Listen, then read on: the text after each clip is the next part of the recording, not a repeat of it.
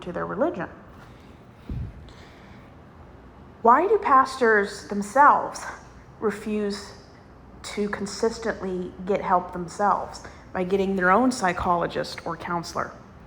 Because they're uncomfortable with role reversal. Pastors are accustomed to being the counselor, not the counseled. Perhaps it's a feeling of loss of control, or perhaps the idea of fundamentalist Christianity, where men shouldn't be seen as vulnerable or human.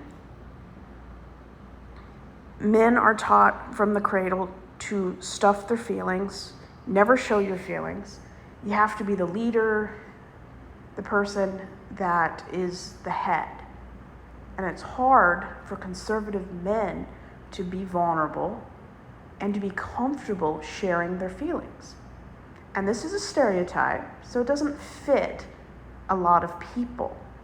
But I've been in many denominations and churches in 25 years, and this is very rampant in extreme versions of Christianity.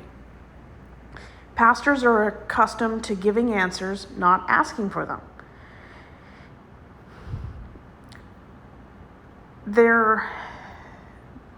There's a power imbalance, and people who are used to being the power in the power imbalance, it's hard for people in authority to ask for help.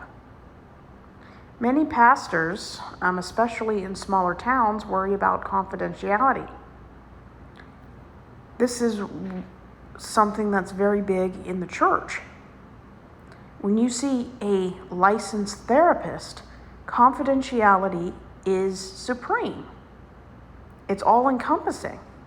Unless there is a court order from a judge, all sessions are private, confidential, and it's a safe place. However, if you're not under a medical board with rights, privileges, expectations, and boundaries, it's very easy for the boundaries of professionalism and therapeutic relationships to erode. Many pastors and church denominations distrust psychology. They have suspicion about it. They fear humanistic and secular ideology.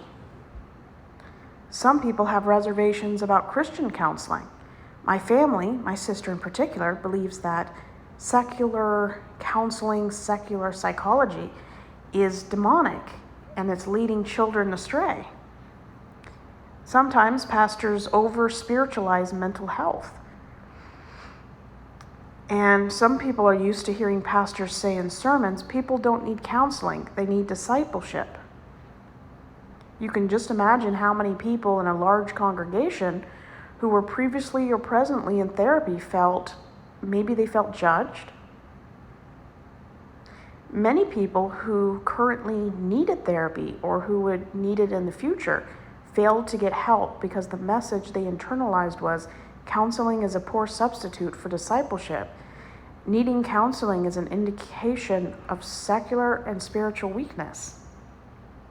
Finding a good, ethical, and quality counselor may or may not be easy.